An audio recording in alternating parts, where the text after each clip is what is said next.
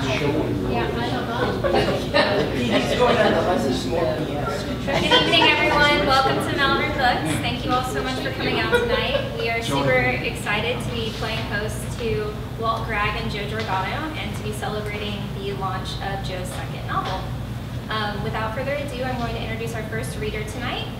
Walt Gragg lives in the Austin, Texas area with his wife, children, and grandchildren. He is a retired attorney. Prior to law school, he spent a number of years in the military. His time with the Army involved many interesting assignments, including 3 years in the middle of the Cold War at the United States European Command Headquarters in Germany, where the idea for the Red Line took shape. Walt.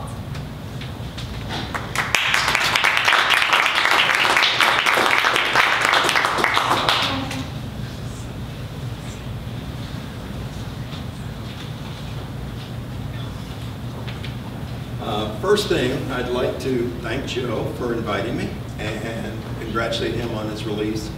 I'm sure most of you have no idea what it takes to get a book released by a publisher. It is a nightmare.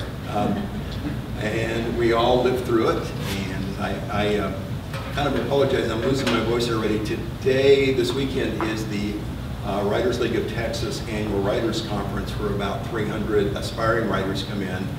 And we bring in agents and editors from New York to meet with them to see if there's any possibility they can find representation. And I've spent most of the day working with those folks, teaching them how to pitch the agents, as they call it.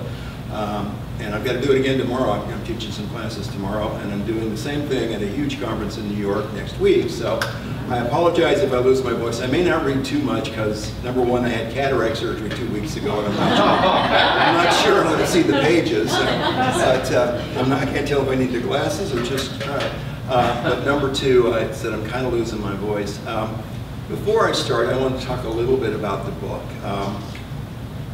It's got a tank and some helicopters on the front, but it's not your traditional techno thriller. It is a story about the people of war. Yes, we're going to blow up some tanks, right, Joe? We blow up a tank or two. But it's more about the actual soldiers and their families and people like that. It is doing tremendously well with not only men readers, but also women. Now, if all you read is Harlequin romance, I might not be the guy for you.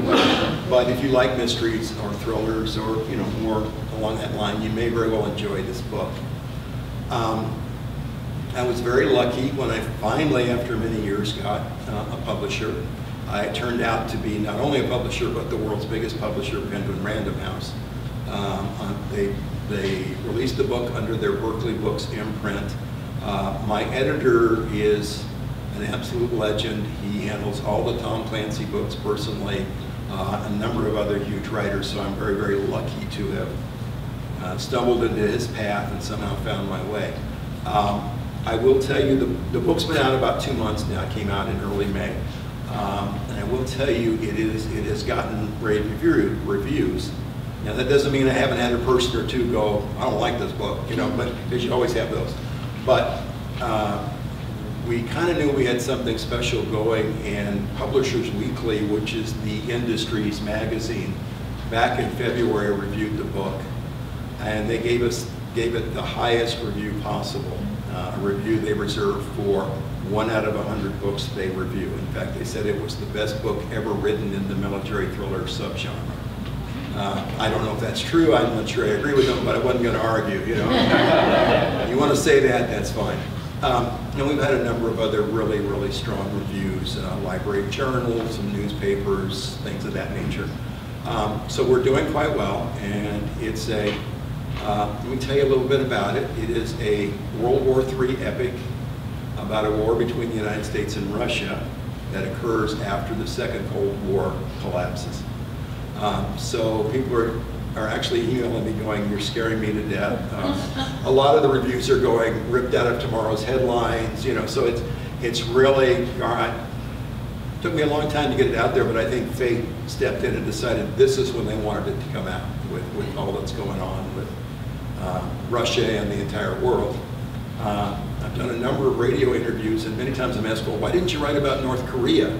And I'm like, well, you know, the way the world is right now, just point the compass any direction. You can pick a war novel to write.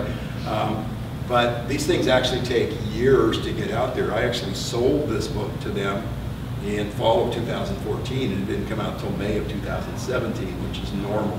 So if you're trying to write about what's hot today, but by the time you get a North Korea book out there, you'll probably be moving on to, who knows, Venezuela, I don't know. So you have to write what you're comfortable with. And so a lot of the book is based on my own experiences in Europe. In the middle of the Cold War, I did spend 38 months at European headquarters. And so I saw the American plans. I played a lot of very high-level war games that taught me all the things we're afraid of, what we expected the Russians to do in those days, what our responses would be, what we thought their responses would be, and so on. And so I kind of took that and updated it to a more modern version and put it back together, and that's what it is.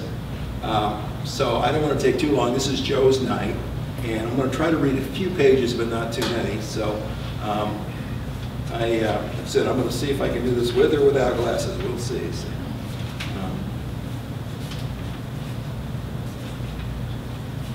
and I'm just going to read from the very beginning of the book. It seems the simplest thing to do. Maybe I can leave you on edge, and you'll actually consider getting a copy. I will be happy to sign them for you. If you want one made out to your son, I can do that. If you want one made out. Father's Day was a really good time for the book. You know, it's a couple of weeks ago, but I guess belated Father's Day, lady, I don't know. You can get them for next year. How's that? Tell me it's next year's present. So let me try this. Let's see which works better. All right. Beneath the bleak border tower, a guard tower, a solitary figure stood in the drifting snows. Deep within him, the soldier sensed something was wrong. It was a sensation he hadn't felt in a very long time. It was the same helpless feeling he first experienced moments before his initial firefight so many years ago. The blizzard pelted him. The wind-swept snows tore at the exposed cheeks of his aging face. For the moment, however, he had no choice but to endure the intolerable conditions. Sergeant First Class Robert Jensen raised his night vision goggles. When the heavy goggles masked his eyes, his world turned from one of darkness and swirling snow to a surreal shade of green. 200 yards away, across the open landscape, stood the stark cement and barbed wire fence that separated east and west. When Jensen scanned the area beyond the border, the images confirmed what he already knew. On the other side of the wire, less than a mile from his position, hundreds of armored vehicles were on the move. On a small hilltop, a Russian main battle tank's crew watched the lone American with mounting interest. "Joseph, are you ready?" the tank's commander asked. "Nearly, Comrade Commander," the tank's driver said. "The engine doesn't want to start in the bitter cold." "Well, hurry it up. We need to begin our attack." The American will soon get into his Humvee and leave, and he won't return for over an hour. "But Comrade Commander, how can you be so sure that he won't be back before then?" "Because the American hasn't varied his routine in the 2 weeks we've been watching. Every 2 hours he rotates the soldiers in the 3 towers. He's changed the guards in the towers to the north. Now he's satisfying his curiosity about our division's activities while he waits for the final pair of soldiers to ascend the 3rd tower and relieve those inside. Once that's done, he'll get into his vehicle and return to his headquarters hidden in the woods. He won't come to the border again until nearly midnight, when he'll begin replacing the soldiers in the towers once more." The T-90's engine struggled to life. The driver revved the engine again and again as it rebelled against his efforts. "Okay, Joseph, whenever you're ready, you can start your run at the American position," the tank's commander said. "Attack at full speed and hold nothing back." "But Comrade Commander, what about the 3 Bradley fighting vehicles the Americans moved forward this morning and placed between the towers? Shouldn't we concern ourselves with them?" "You just worry about getting the wire as quickly as you can. Dmitri and I will watch the Americans, won't we, Dmitri?" "Yes, Comrade Commander," the tank's gunner said. Jensen was growing more miserable by the minute. Exposed to the elements, there was nothing he could do to make his predicament any better. He'd been out in the blizzard for the 40 minutes it had taken to rotate the shifts in the 3 widespread towers, and it was beginning to take its toll.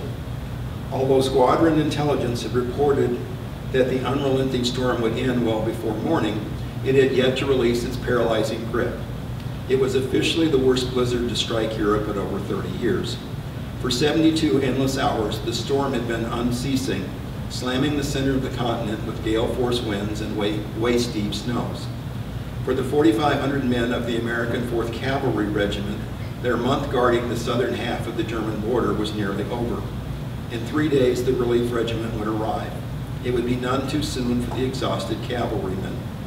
Jensen surveyed the distant landscape as the mock battles of the Russian war games continued. On a far ridge, a company-level encounter of BMP armored personnel carriers and T-80 tanks caught his eye. While he waited for Sergeant Foster and Specialist Laura Marconi to start down from the 40-foot high tower, he focused his attention on the armored attack. Inside his parka, a brief smile came to Jensen's lips. The enemy's movements were exactly what the veteran platoon sergeant had anticipated. The struggle was predictable. There was nothing subtle in the Russian approach. Forget finesse. His adversary only knew one way to play the deadly game, straight ahead with brute force. What they lacked in cunning and guile, they made up for with a willingness to sacrifice men and equipment to overwhelm their opponent. I'm going to stop right there. So, hopefully there was something there that might interest some of you. If it is, give it a shot. If not,